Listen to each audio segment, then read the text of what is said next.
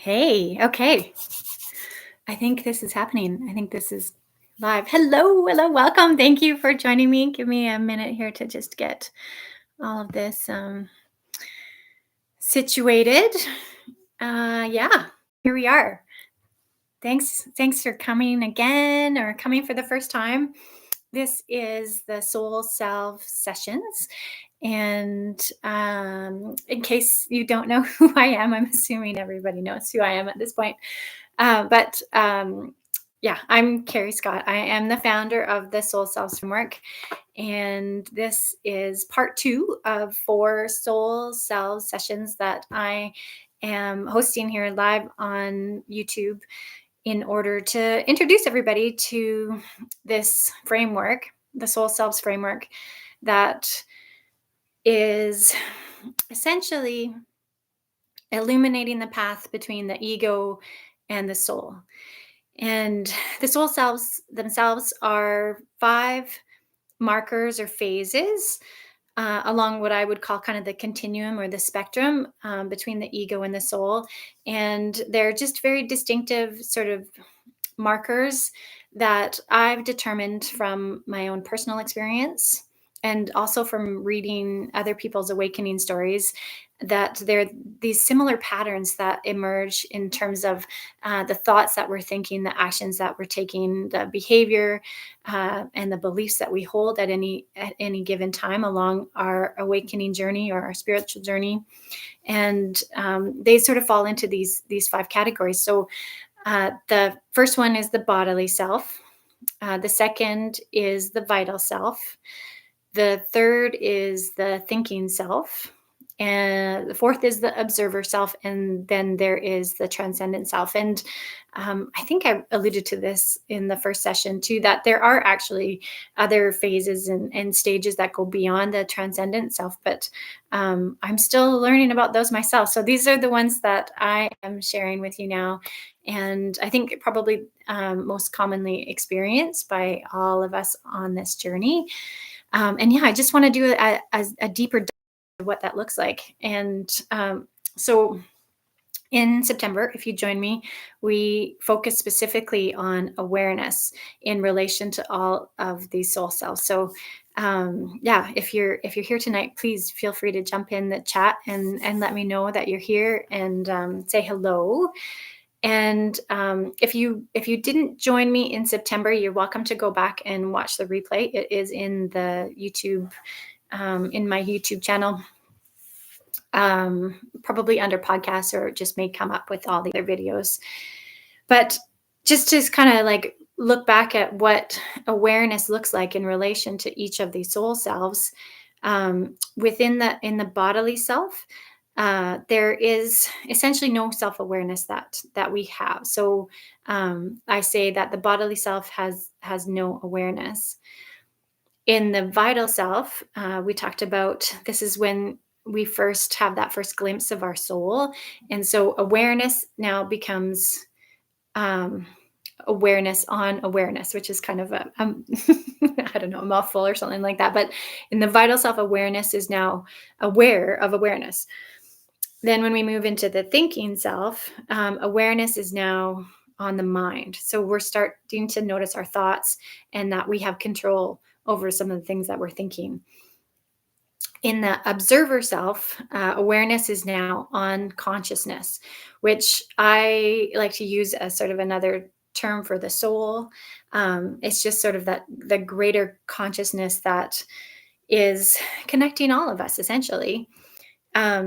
And then once we get into the transcendent self, we just are consciousness. So the awareness aspect of it kind of goes away because we just become completely conscious. We are consciousness. There is no distinction between me as a separate being and consciousness. It just merges into that sort of one unity piece. So that's what we looked at in September. And tonight, we're going to be looking at the nervous system in relation to each one of these soul selves. And what does the nervous system do in each one, and how does it sort of grow and change and evolve as we move through these phases of energy. Last month, I also did an analogy in relationship to a prism, right? So if the soul selves were the light of our soul shining through a prism, what would emerge on the other side is this spectrum or a rainbow. Just like when you shine white light through prism, you get the rainbow. And so that spectrum of light or that spectrum of energy that we see is what I'm calling the soul self. So it's all part and parcel of this greater soul light that we have within us. But when we kind of shine it through our own awareness, we can break it down into these pieces that sort of have the distinctive color, right? That we can look at. So all these analogies that I'm going to be sharing with you hopefully will give you sort of a different way of looking at the soul selves and give you a better understanding of what what it is that they what kind of what they hold for us, what they can share for us. And tonight, I would like to share with you the analogy of the moon, essentially sunlight on the moon. So, similar to our conversation about awareness, if sunlight on the moon was our awareness, when we're in that new moon stage, which we just went through the other day, uh, there is essentially no awareness at all. There's no sunlight on the moon when we're looking at it from our perspectives here on Earth, right? We just see that we don't see the moon in the sky, essentially, right? But when we move into the vital self, then we get this sliver of awareness that comes to light, right? We get that crescent moon that begins to slowly light up the moon. And that is when we have that first glimpse of our soul. Then, as we move into the thinking self, we have sort of equal light and darkness on the moon. So we see the sunlight lighting up half of the moon, and then the other half remains in darkness, right? And so our awareness is increasing, and we're in the thinking self. Then, as more light illuminates the moon, kind of in the gibbous phase of the moon, we move into the observer self. So now we have more awareness of consciousness or awareness than we do darkness. And then for that one night of the month, we have that fully illuminated, bright full moon where, awareness is fully, or the sunlight is fully illuminating the moon's surface. And that is the transcendent self. And so just like the moon cycles between all of these phases back and forth, so can we cycle through all of the phases of the soul cells. And our cycling might not be quite as rhythmic and as consistent as the moon, but we can move easily from the bodily self to the thinking self to the transcendent self, and back and forth at any time during our journey, and with relation to any aspect of our life too, which I don't think I've really delved into that part of the framework yet, but yeah, maybe we'll get to that in one of our later discussions. Pardon me. So last month in September, we talked about the victim mentality and blaming. And I left you with the intention to take note of when you're feeling like a victim and when you notice yourself blaming others or external events for the things that are going on in your life. And I'm curious if anybody was able to do that. And if you had any reflections or any awarenesses that came up, anything that you'd like to share, please put it in the chat and let me know if that was something that sparked for you. So I'll keep an eye on that if anybody wants to add anything. But tonight, to begin with our nervous system discussion, I'm going to share with you this tool. It's a check-in to check in, see what nervous system is active at any given time in our day to day lives. And this is my my favorite tools that I learned. I learned it in my very first yoga class. I think I was probably about 14. And out of all of the yoga that I've learned, this is probably the thing that I have used the most. And it's really sort of sparked my curiosity about yoga. Theology. I'm not sure if that's the right word, but it has really inspired me to do a deep dive into breath work and other sort of yoga philosophy. I guess is probably a better way of looking at it. Um, which has led me to research in psychology and on it goes, right? And this sort of this soul selves framework is kind of the outcome of all of that curiosity that I've had and where it's led me to. So this check-in is super simple. If you've watched my videos before, you've probably seen me introduce it.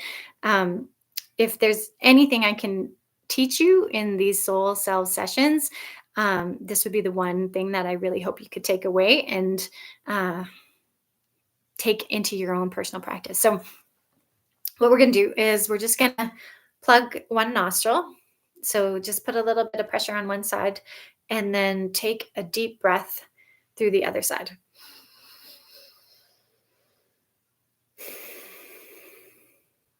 And then we're going to switch and plug the other nostril and take a deep breath through that side.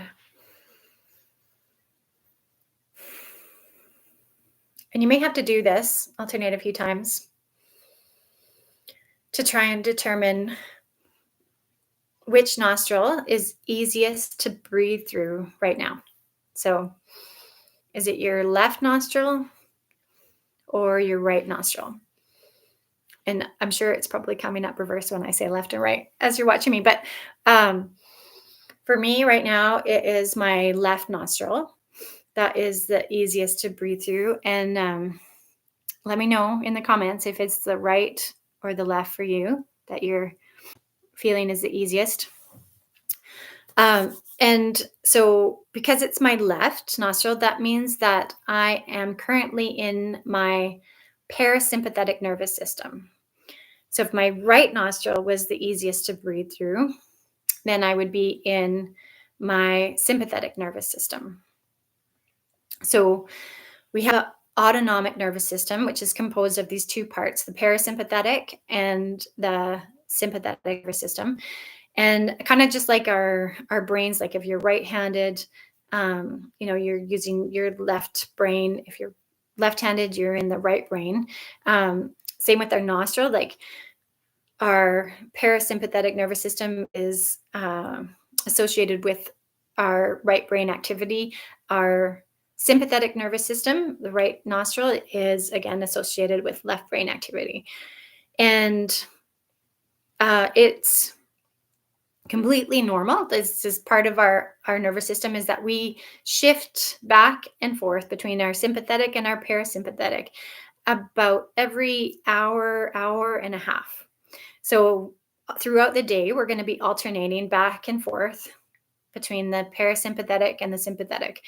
And when we're in our sympathetic nervous system, so when our right nose is the easiest to breathe through, we are in more of a highly active, aware state. Probably a good time to do exercise, go for a run, something along that line. And then when we're in our parasympathetic nervous system, or when our left nostril is the easiest to breathe through, we're in a calmer state. So good time to have a nap. This is when we're, wanting to go to sleep, maybe even do some meditation. So, yeah, left nostril is parasympathetic, right nostril is sympathetic. I'm going to throw a bunch of terminology at you that I might sort of use interchangeably tonight. With the sympathetic nervous system, you probably have also heard it called the fight, flight, freeze, or fawn. And then the parasympathetic would be feed or breed. or rest and digest is another way that I've heard it put as well before. Then we're also going to be talking about like being unregulated and regulated. So when you're in that fight or flight um, emotional sort of state, your nervous system is really heightened and aware. We tend to often be unregulated. And then in the parasympathetic nervous system, when we're feeling calmer, more relaxed, um, we're no longer on that sort of high alert. We are regulated. And I'm going to share with you a few ways to quickly make a switch between that fight or flight, that unregulated place, to the parasympathetic or like the rest and digest regulation. So yeah, I'll get into that in a little bit. And then the last um, terminology that I want to share with you is this idea of resistance and receptivity. So in our sympathetic nervous system, there's resistance typically. And then in our parasympathetic nervous system, there's receptivity. And this is where it gets interesting when we talk about like co-creating and using our nervous system to co-create and to do the work and sort of change those neural pathways in order to essentially step into our unlimited potential is what I like to say. So yeah, this is what gets me really excited about being able to utilize our nervous system and having this super easy check-in tool, just a little breathing exercise to find out where we are at any given time. So um,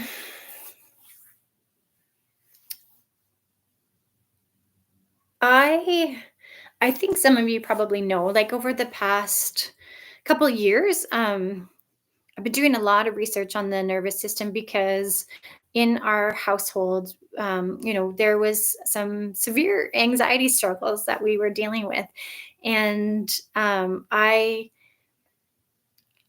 once I realized that this sort of fight or flight nervous system response was active, particularly in my daughter in relation to going to school. Um, I needed to find ways to support her to be able to relax and deal with that anxiety, to deal with those stresses, um, and uh, just really often even just get out the door in the morning to be able to try and make that next step to get to the school, to get into the school, to get into the class, right? So on my doorway, on the front door, I came up with a list of all these quick tips to be able to help create regulation for her and for myself. Because if she woke up in a state where she was feeling anxious, and she was refusing to go to school, then my fight or flight was kicking in too, and I was triggered by that. And so just having this quick, easy reference sheet available to me to be able to help her just make that first step and get to the car. It was like leaps and bounds in terms of helping her regulate and also to build resistance, to be able to not resistance, sorry, to build resilience, to be able to take that next step and get out of the car and go to school and to get to class and so on and so forth. And so one of these super easy and surprising nervous system regulation tips that we discovered was chewing gum. And it sounds kind of bizarre, but what actually happens is when you're chewing gum, it activates the prefrontal cortex.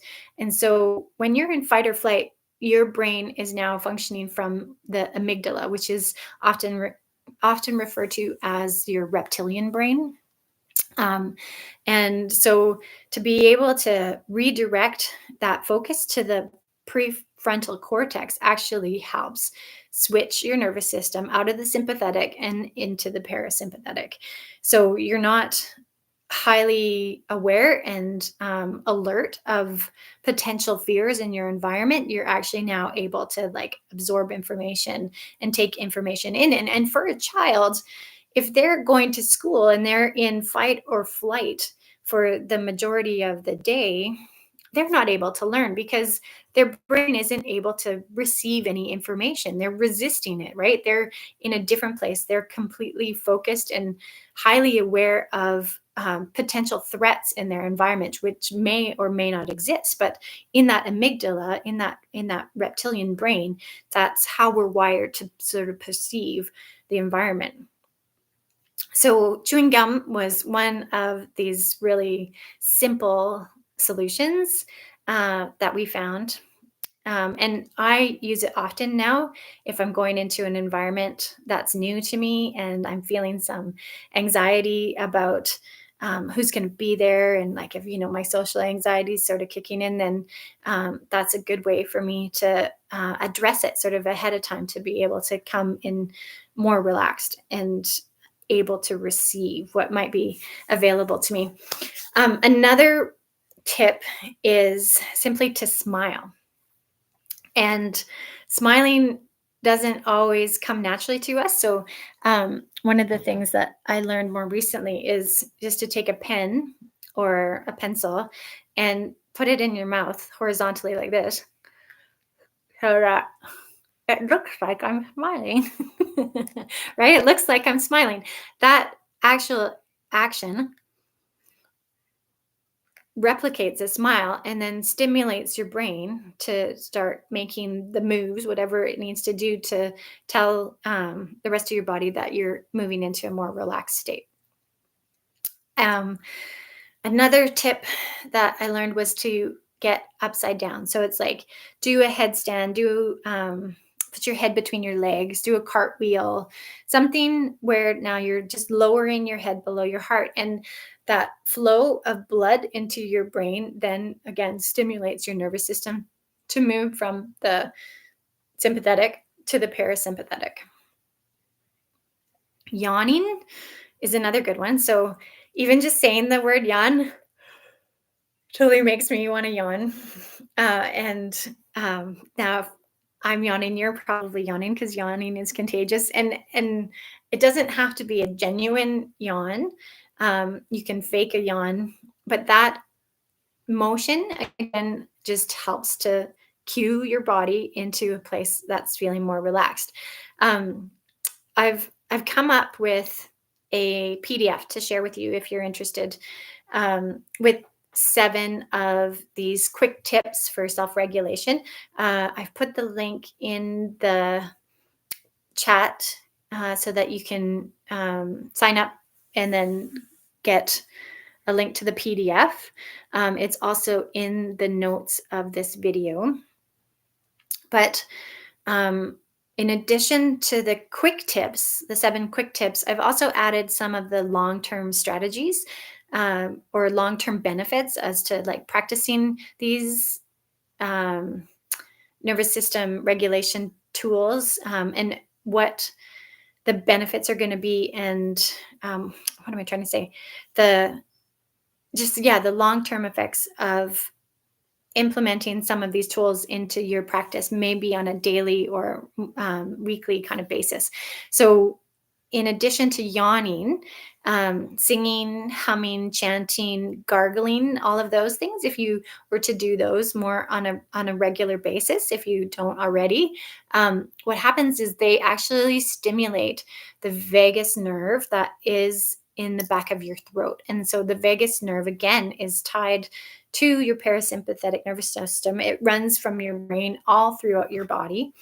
And it's so by taking those particular actions, you can stimulate that nerve and create these health benefits for your nervous system, for your focus, for your sleep, for your heart rate, your blood pressure. There's on and on, so many benefits to thinking about the health of your nervous system. Another quick tip is just to gently touch your lips. So just by rubbing your finger across the surface of your lips, there are all of these little nerve fibers, parasympathetic nerve fibers in your lips. And so that too is going to help keep you or improve your regulation. Um, the other ones include EMDR. What else is there? I've got a list here. Breath work, obviously, just plugging your right nostril and simply only allowing yourself to breathe through your left nostril. Eventually, it's going to stimulate yourself to be able to just open that passageway, compensate. So yeah. Hopefully, you're interested in that PDF. If that's something that you think can help you, please go download it. It's there for you. And if there's any issues with getting it, just let me know, because I tried to automate the email system, but it's the first time I've done it. So if it doesn't work, I'm happy to share the link with you. It's there for everybody's utilization. So to do with the soul self. So yeah, when we're in the bodily self, again, if you remember from the first session, this is when we are most fully rooted with our ego, or fully rooted in our ego. Typically, we are complaining a lot. We're not particularly happy. We're searching for satisfaction outside of us, looking for that sort of external validation. We're just going through life unaware of this sort of inner light that is within all of us, in relationship to our nervous system. As I mentioned before, our nervous system is supposed to function by alternating back and forth every hour, hour and a half. So we're going to be going into states of calm, states of rest, and we're also going to be moving into high activity, more stress, more alert times as well. But one thing that can typically happen in the bodily self is this sympathetic overdrive.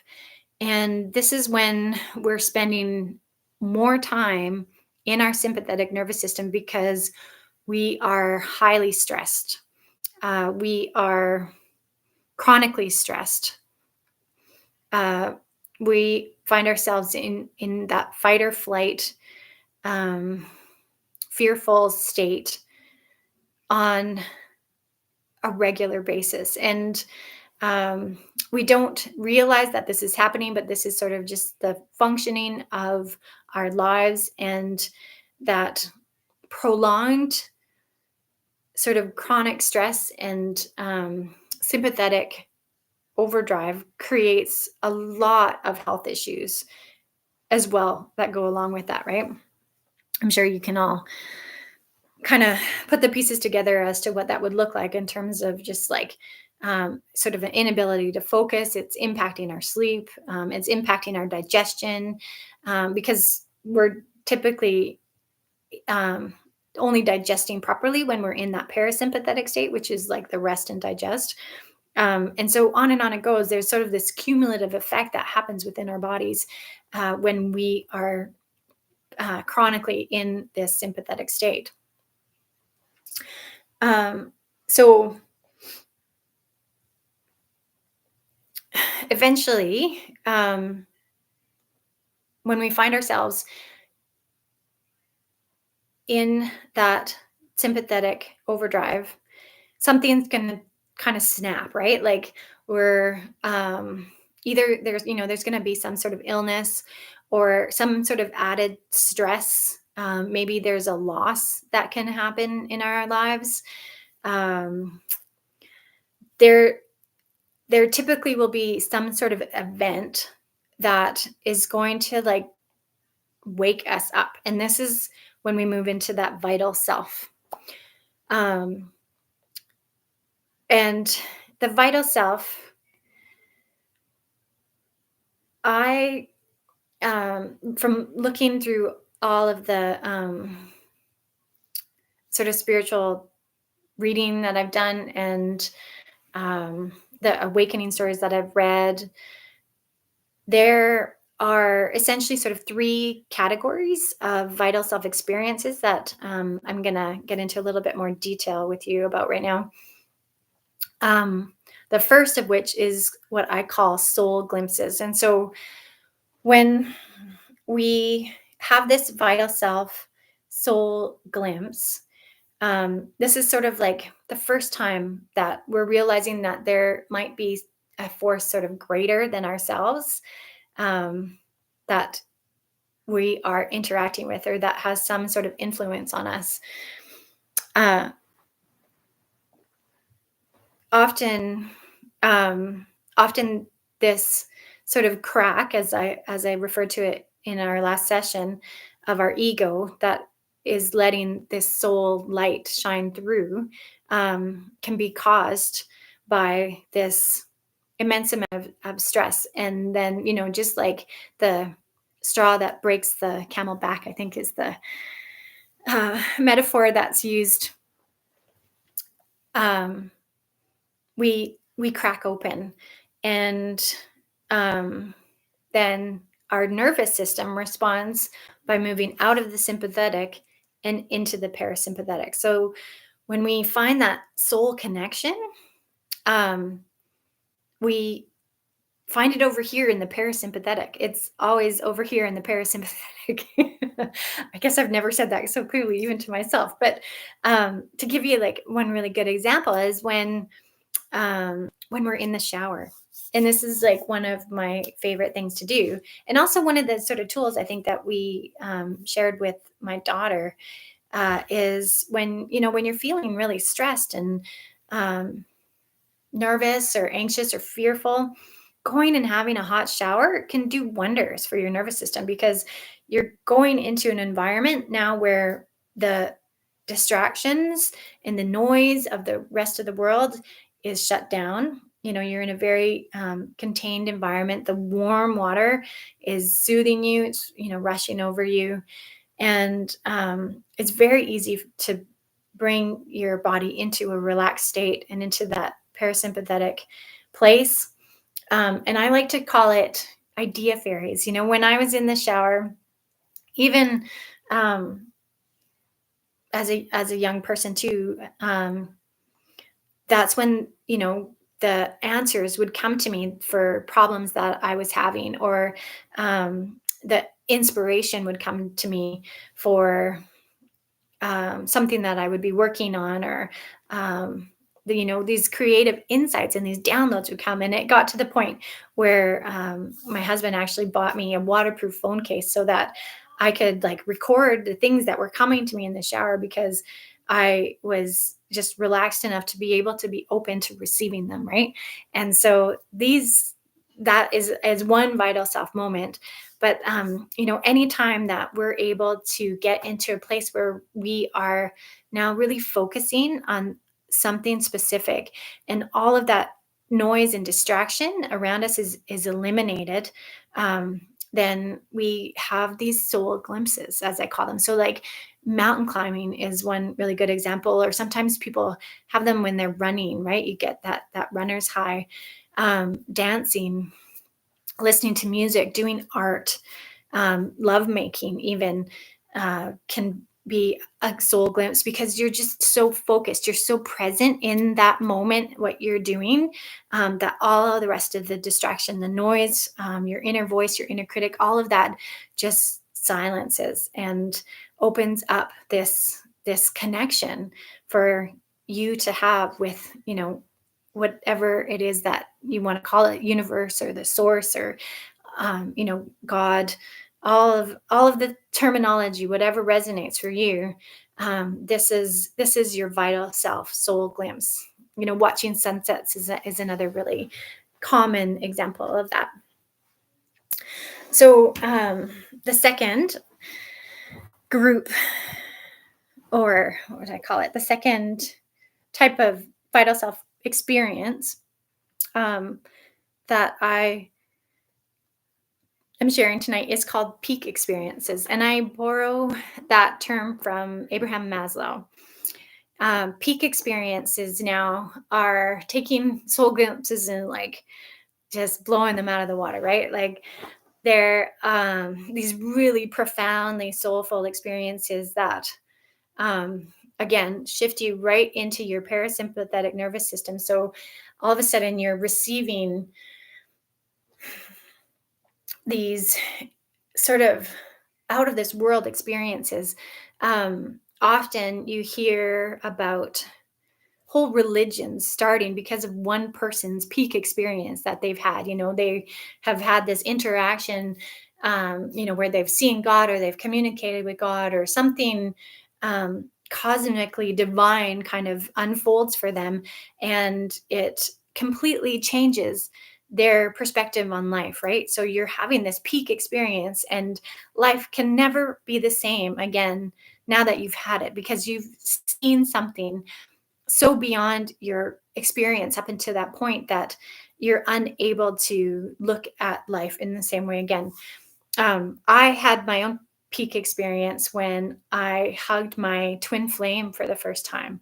And so, we were having this embrace and this flash of green light, essentially just like shook or like kind of sparked right through both of us.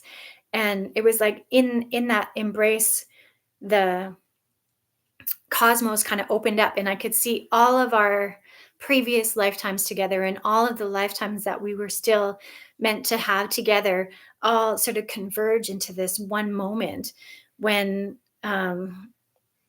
time stood still, and my whole perception of what life was was now completely shifted. And as much as it probably was just an instant of time, it also felt like an infinite amount of time in this moment. And so one of the things about the peak experience is that we have this profound sort of blissful connection, with something beyond ourselves, and we want to try and recreate it. We want to have that experience again because we want to be able to share it with other people. And so in the act of trying to like recreate this experience and put all those pieces back together and,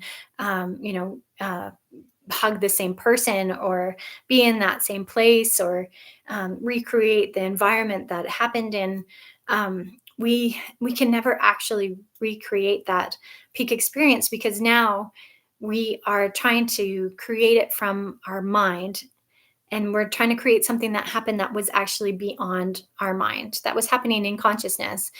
And so we're unable to recreate it, despite all of that to it.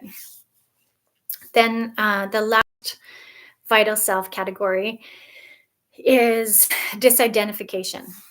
And when I say disidentification, I mean we are coming from that bodily self that is suffering to such an extreme. There's so much pain, um, so much disillusionment, um, so much dissatisfaction that at some point, the ego that is causing all this confusion and, suffering essentially just disidentifies. And all that is left, is the light of our soul. So we go from being, rooted in our ego in the bodily self to having this almost like instantaneously transcendent self experience where we're now fully aligned with consciousness, right? Like that separateness that our ego was holding us, in completely dissolves. And this is often talked about from, spiritual leaders like Eckhart Tolle and, I believe Byron Katie as well had this disidentification experience. And often it will remain for quite a length of time, for months if not years, you'll be in this transcendent self profound experience, again fully in your parasympathetic nervous system, in this blissful relaxed state, feeling this divine connection and unity with everything. Whereas like a soul glimpse may just be an instant, and a peak experience again may only provide sort of that temporary state, but with the disidentification, the sort of longevity of it is definitely increased. So thankfully, we don't all have to have this disidentification along our spiritual journey. Often we are just having these soul glimpses and peak experiences, and we're moving from the various soul selves, and back and forth into the bodily self, and um, having this awareness kind of light us up. And then we learn from that, and we move on, and eventually we expand and we learn and we do the work, and then we have another soul glimpse, and it just slowly propels us along this awakening experience, and we may eventually encounter the transcendent self along this process too. So with the vital self, if this experience, this soul glimpse or this peak experience hasn't completely freaked us out and sent us back to the sort of darkness, I guess you could say, of the bodily self, we might get curious about it, right? And this is now when we're moving into the thinking self again. So with the nervous system, the thinking self again, we are functioning normally, moving back and forth between the sympathetic and the parasympathetic on a regular basis. Some things might trigger us, causing a sympathetic reaction. Some things might cause us great joy, causing a parasympathetic reaction. And so we could be in either state at any point during our thinking self times. But what is different about being in the thinking self now is we have tools like this nostril check-in to be able to start bringing our awareness to what our nervous system is doing at any given time. I'm going to give you, I'm going to tell you a little story about when this sort of first dawned on me. I was at the recycling depot one day, and for some reason, I can't remember why, I had a fairly large amount of cash in my wallet. I think I had $400, which may or may not seem like a lot of money. But for me at the time, it felt like a really large amount of cash. It's not often that I carried cash around in my wallet. So I was worried about it. And typically going to the recycling depot, I wouldn't worry about leaving my purse on the passenger seat with my wallet in it. I leave my phone in the car as well. I usually leave the door or the back gate open so that I can easily come and go and get the recycling. But this day, because I had so much cash, I was so conscious of it. I was so aware that I'm like, okay, no, I have to take my keys with me. I have to lock the doors.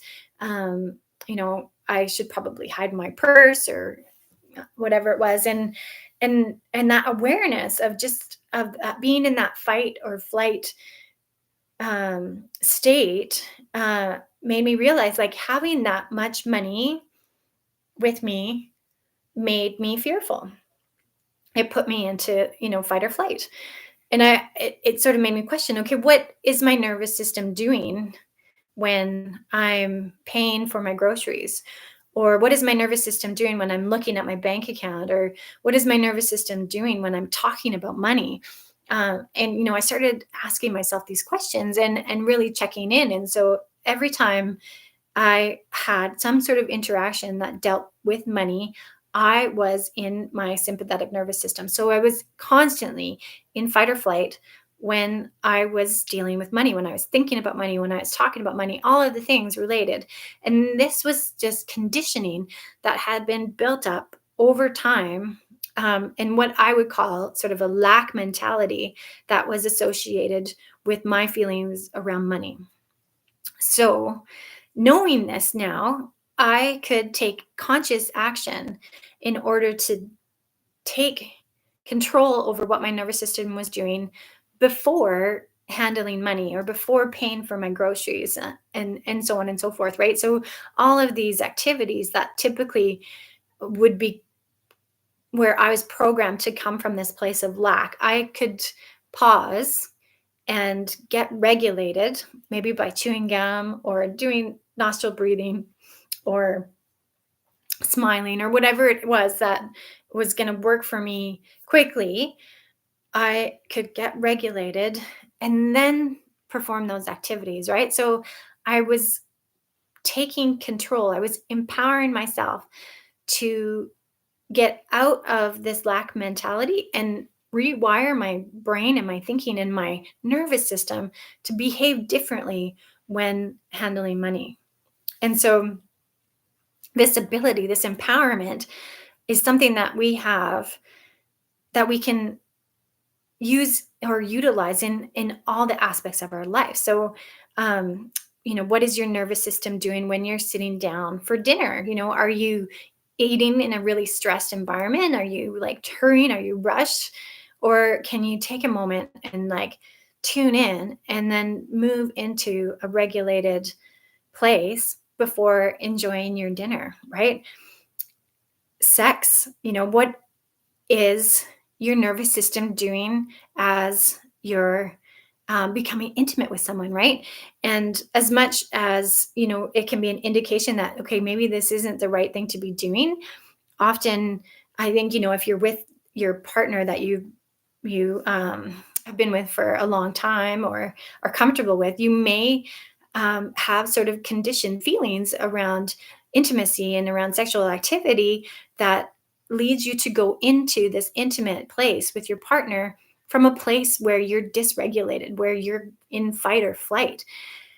So if you can just take the time to be conscious of that and then move into a place of regulation before becoming intimate with someone, and move into that parasympathetic, that feed and breed part of your nervous system, imagine how different the outcome of that experience is going to be, because you're now opening yourself to receiving as opposed to going into it full of resistance, right?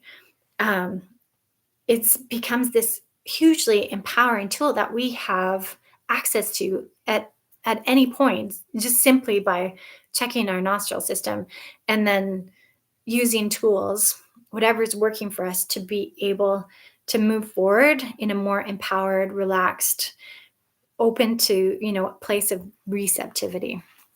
I love it. I think it's just such a cool thing, and I wish I did it more often. I mean, I can talk about it, but I forget to do it. It's normal. So it takes practice, and that's why we have to implement these sort of practices into our day-to-day activities in order to remind ourselves that we have this capability to do it and break out of these patterns of behavior. So this is just part of the work that we're doing in the thinking self. And probably next session in November, I'm going to go into a lot more depth in terms of the different modalities that we use in the thinking self, and the categories that I've placed those into as well. But for today, I just want you to think about how you might be able to empower yourself more using this regulation, right? So then from the thinking self, we move in to the observer self. And this is really kind of at the height of that receptivity and the resistance. Um, in the observer self, as I said in September, it isn't a place so much that we can think ourselves into or move into. It's sort of often a place that we relax into or that finds us. So now we're becoming a witness to our thoughts, to our actions, to our reactions. We are sort of stepping back. We're moving into a place of ease and grace, um, so much more present in the present moment. And again, I'll talk about this in another session in more depth. But the observer self in relation to our nervous system, again, is going to be in that parasympathetic state more and more of the time. So just like the light on the moon, when, more and more of the sunlight is illuminating that moon before the full moon comes on. This is sort of that space of the observer self. And um,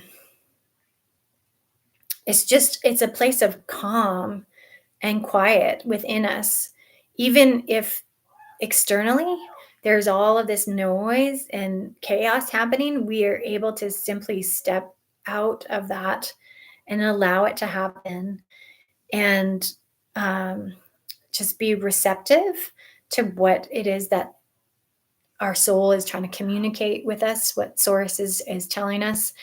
And um, there's just this inner peace, this quiet, this non-judgmental reaction. And that's what I was trying to get to, is this idea of witnessing ourselves, witnessing the conversations, witnessing what our body is doing, just simply stepping back and watching it from a place of non-judgment. And it's such a beautiful space to be in when you're in the observer self. And then from there, we move into the transcendent self, which again, in relation to our nervous system, we're again in that parasympathetic, blissful state.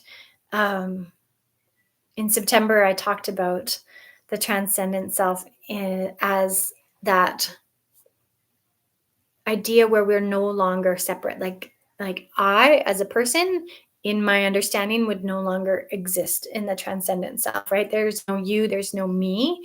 We just are, right? We are consciousness. And I'm going to elaborate a little bit more on these common experiences that I've seen emerge from other people's stories of being in the transcendent self. And I'm just going to read you part of the book that I've been working on, The Soul Selves, Illuminating the Path from the Ego to the Soul. This is from chapter 5, The Transcendent Self. There comes a time, it could be a distinct moment or a slow unfolding, when a fundamental shift occurs.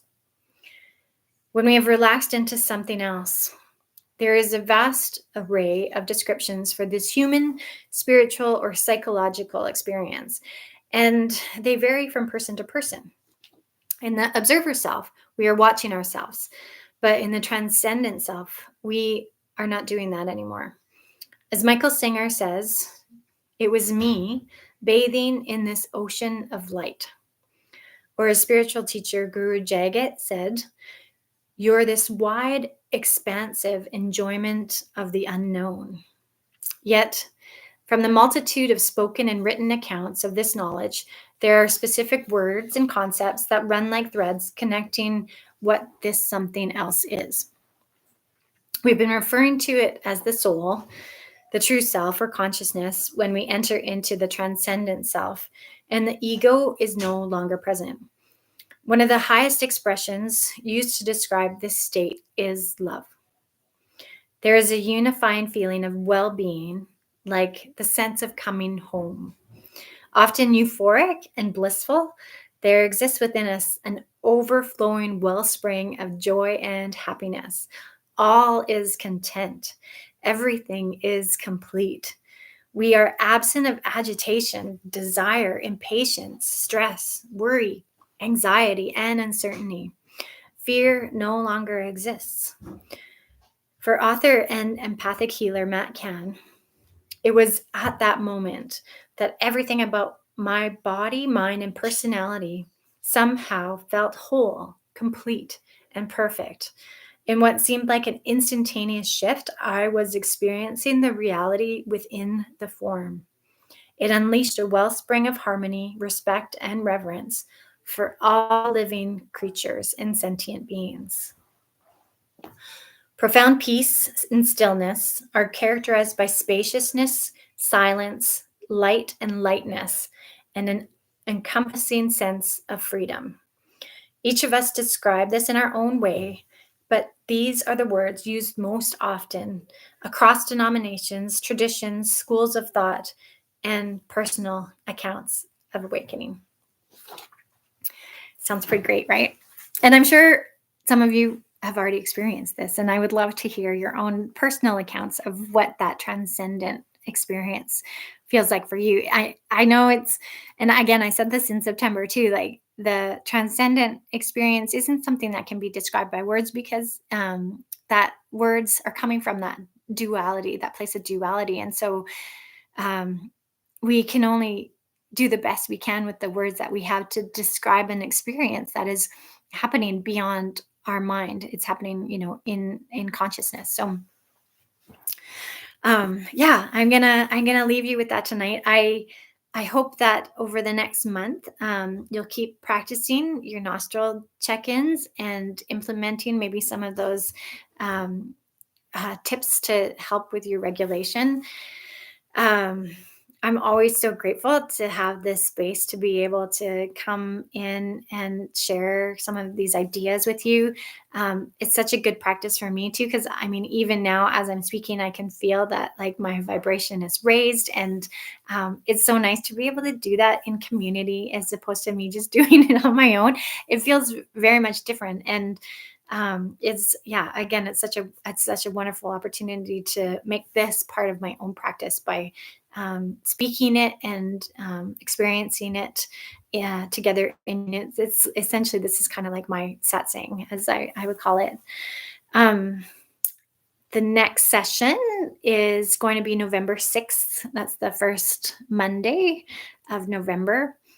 So I hope you'll come back and join me for that. If anyone has any questions or comments, please put them into the chat and I will um, see if I can respond to them. I kind of just want to hang out here because it feels really good right now. I don't know if anybody else is feeling that, but I'm like, I'm in that vibe. So um, yeah, November 6th is the next one. We're going to be focusing on satisfaction and what that looks like, or I also like to call it the cycle of fulfillment. So we'll go into more depth again in relation to each of the soul selves, what that looks like. I've been calling the awareness and the nervous system these cycles of satisfaction or cycles of fulfillment, and the last one's going to be presence. I've been calling them indicators to help us know potentially what soul self we're in at any given time. But they're also, just really tools to help us along this awakening journey that we're all on. And all of it is divine. I'm going to close this off by saying, again, there is no destination. Even though the transcendent self feels freaking fantastic and blissful and beautiful, and it's wonderful to be there, this isn't the destination. This isn't, where we're headed to, whether you want to call it enlightenment or, there's honestly 1,000 different terms to define it. But every stage of the journey is divine. It's equally as divine, no matter where you are on that journey. If we're fully rooted in the bodily self for the rest of our lives, then that is divine, because all of us are evolving as spiritual beings, and that light of our soul never leaves us. We are consciousness, and whether we're aware of it or not, it's not our journey. But I hope that by sharing some of these concepts and these ideas with you, it helps sort of illuminate a little bit more of that process, and can be kind of like, I would say, like a roadmap to be able to help you know what's coming next along the journey, right? So thank you for joining me tonight. And again, if you have any questions or concerns, um, anything you want to share, just reach out to me. I love sharing this and talking with you. And yeah, I look forward to talking again and holding this space together in November. Okay. Thanks very much. We'll talk to you very soon. Enjoy the rest of your evening. Love you all.